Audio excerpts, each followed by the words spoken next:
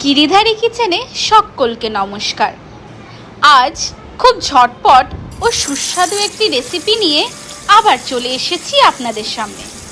আজকের রেসিপি পনির রেজালা। চলো তাহলে শুরু করি। প্রথমে কড়া গরম করে পনিরগুলো এইরকম ঠিক লম্বাটে সাইজ করে এপিট ওপিট লালচে করে ভেজে তুলে নেব। আবার সেম প্রসেসেই কড়াই গরম করে দিয়ে দেব বাটার, 1.5 চামচ আদা কাঁচা লঙ্কা বাটা ও একটু চিনি দিয়ে খানিকক্ষণ পরেই দিয়ে দেব 2 চামচ ভর্তি পোস্ত ও কাজু বাটা।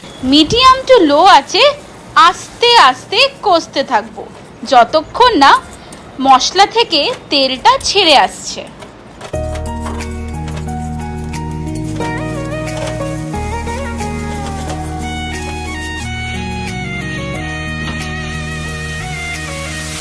ঠিক এরম কষে এলেই আবারও খানিকটা জল দিয়ে নাড়াচাড়া করে নেব। স্বাদ মতো নুন আর দিয়ে দেব ভাজা জিরে গুঁড়ো।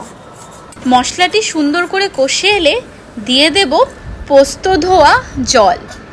দেখবে জলটা আস্তে আস্তে মশলার সাথে মিশে গিয়ে ফুটতে আরম্ভ করবে। ঠিক ফোটা হয়ে গেলেই এবার ছেড়ে দেব ভাজা পনিরগুলো। আরেক দিকে আমি হালকা করে গরম করে নিয়েছিলাম কাসুরি মেথি। কাসুরি মেথি দিলে ফ্লেভার ও সেন্ট দুটোই দুর্দান্ত হয়। আমাদের রেসিপি কমপ্লিট। এবার আপনারাও ঠিক এই প্রসেসে রান্না করে আমায় অবশ্যই জানাবেন কেমন লাগলো এই সিম্পল ঝটপট তৈরি হওয়া পনির রেজালা।